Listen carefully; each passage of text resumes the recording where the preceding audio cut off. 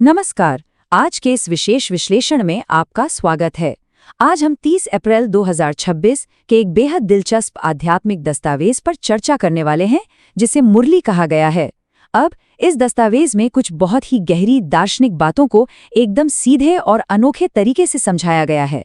तो एक विद्यार्थी जैसी उत्सुकता के साथ आज हम इस दस्तावेज की गहराइयों में उतरेंगे और इसके मुख्य सिद्धांतों को डिकोड करेंगे। चलिए बिना देर किए इस रोमांचक सफर की शुरुआत करते हैं।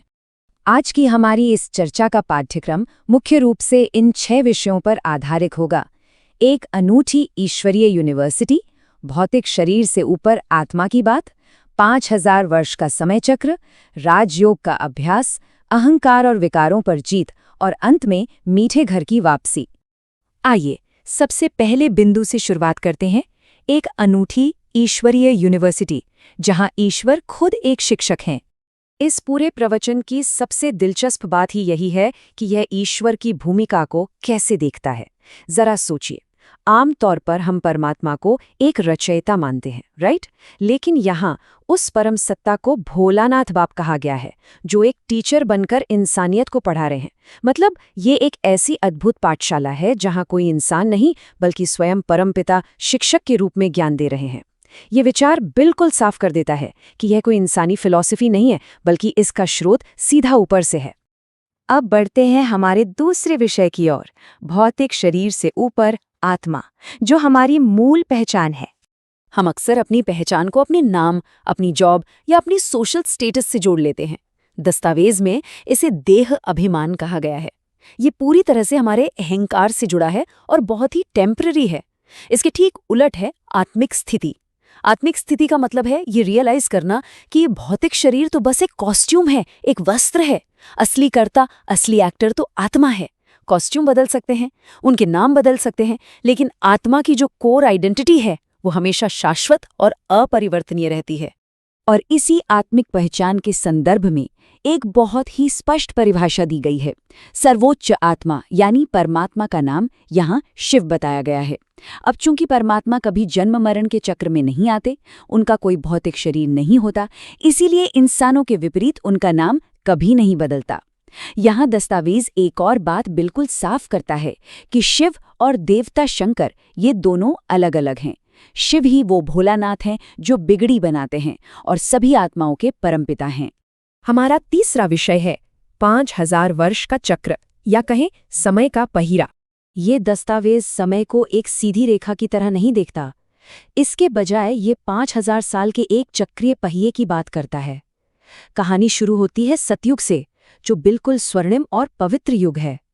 फिर जैसे जैसे समय बीतता है, पवित्रता कम होती जाती है और दुनिया त्रेता, द्वापर से होते हुए अंततः कलयुग में आ जाती है, जिसे एकदम विकारी और आयरन एज कहा गया है। लेकिन सबसे दिलचस्प है संगम युग। ये कलयुग के अंत और फिर से सतयुग की शुरुआत के बीच का एक छोटा सा ट्रांजिशन पीरियड है। यही वो समय है जब पुरानी दुनिया बदल रही होती है। अब इस समय चक्र से जुड़ा पुनर्जन्म का एक बड़ा ही अनोखा गणित भी यहाँ समझाया गया है।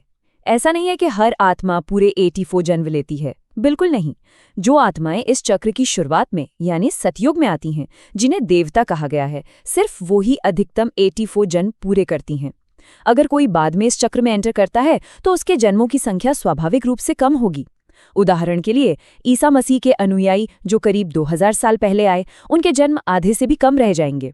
और गुरु नानक के अनुयायी जो 500 साल पहले आए, वो मुश्किल से 12 या 13 जन्म ही लेंगे। मतलब आप इस चक्र में कब आते हैं, यही तय करता है कि आप कितने जन्म लेंगे। आगे बढ़ते हैं हमारे चौथे विषय पर, राजयोग का अभ्यास, जो आत्मा की शुद्धि का मार्ग है। तो इस पूरे कलयुग के अंत में आत्माओं को वापस पवित्र कैसे बनाया जाए, इसके लिए स्रोत राजयोग की प्रक्रिया सुझाता है। ध्यान रहे, ये कोई फिजिकल योगासन नहीं है, बल्कि पूरी तरह से एक मानसिक प्रक्रिया है। इसके 4 बहुत ही सिंपल स्टेप्स बताए गए हैं। पहला, खुद को आत्मा महसूस करना। दूसरा, बाहरी दुनिया से कटकर एक मानसिक एकांत में जाना। तीसरा, निरंतर परमात्मा को अपनी याद में रखना। और चौथा नतीजा, इस याद की आग से अपने पिछले जन्मों के सारे नेगेटिव कर्मों यानी विकर्मों को भस्म कर देना। इसे पावन बनने का सबसे सहज रास्ता बताया गया है। इस पूरी राजयोग की प्रक्रिया में एक नंबर का बहुत महत्व बताया गया है, और वो है 7। ये 7 रोज की भट्टी को दर्शाता है। इसका मतलब है कि कम से कम 7 दिनों के लिए बाहरी दुनिया के प्रभाव, कामकाज और मोह माया से खुद को पूरी तरह डिस्कनेक्ट करके एकांत में बैठना। जब तक आपकी बुद्धि बाहर के अट्रैक्शन से फ्री नहीं होगी, तब तक आप इस ज्ञान को गहराई से नहीं समझ पाएंगे। सोचिए कि ये 7 दिन का वैराग्य एक तरह का मेंटल रीसेट बटन है। हमारा 5वां विषय है अहंकार और विकारों पर विजय प्राप्त करना और एक निमित्त बनना। आध्यात्मिक रास्ते पर चलते हुए सबसे बड़ा स्पीड ब्रेकर क्या आता है? वो है मैंपन। मैंने ये किया, मेरे पास इतना ज्ञान है, या मैं ही ये सेवा कर सकता हूँ। ये बौद्धिक अहंकार बहुत खतरनाक है, लेकिन इसका एंटीडोट यानी समाधान भी बहुत पावरफुल है।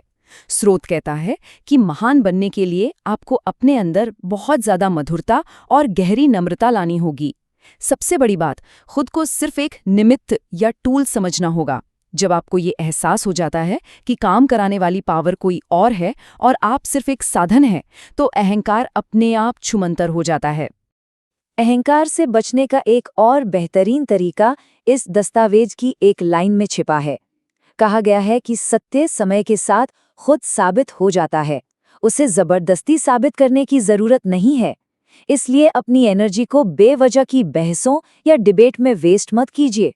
ये फिलॉसफी हमें सिखाती है कि हम शांत रहें, अपने काम पर फोकस करें और समय को अपना काम करने दें। और अब हमारा छठा और आखिरी विषय, मीठे घर की वापसी, यानी हमारा फाइनल ग्रेजुएशन। यहाँ कयामत शब्द का इस्तेमाल हुआ है, लेकिन किसी डरावने प्रलय के रूप में नहीं। इसे बहुत ही न्यूट्रल तरीके से सेटलमेंट या निपटारे का समय बताया गया है। मतलब ये वो समय है जब सारे पुराने शरीरों और इस अशुद्ध दुनिया का हिसाब किताब चुकतू होना है। ये बिल्कुल ऐसा है जैसे आप कोई पुराना फटा हुआ कपड़ा उतार रहे हों। जब ये कॉस्मिक ड्रामा पूरा होता है तो हर आत्मा को वापस प्योर बनकर अपने असली घर लौटना है, जिसे शांति धाम या स्वीट होम कहा गया है। यही इस पूरी ईश्वरीय पाठशाला का एंड गोल है। और इसी के साथ हम अपनी चर्चा के अंत में पहुंच गए हैं, जहां ये विश्लेषण हमारे सामने एक बहुत ही गहरा सवाल खड़ा करता है। सोचने वाली बात है, अगर वाकई में ये भौतिक दुनिया सिर्फ एक टेम्पररी क्लासरूम है और ये शरीर सिर्फ एक कॉस्ट्यूम, तो वो कौन से अटैचमेंट्स, कौन से मोह या अहंकार हैं जो हमें अपने असली स्वीट होम में ग्रेजुएट होने से रोक रहे हैं? कहते हैं ना, जब नया घर बन रहा हो तो पुराने घर से मोह हटा लेना चाहिए। तो इस पावरफुल विचार के साथ हम आज का ये एपिसोड यहीं समाप्त करते हैं। उम्मीद है आज के इस विश्लेषण ने आपको कुछ नया सोचने पर मजबूर किया होगा। सीखते रहिए और इस गहराई को एक्सप्लोर करते रहिए।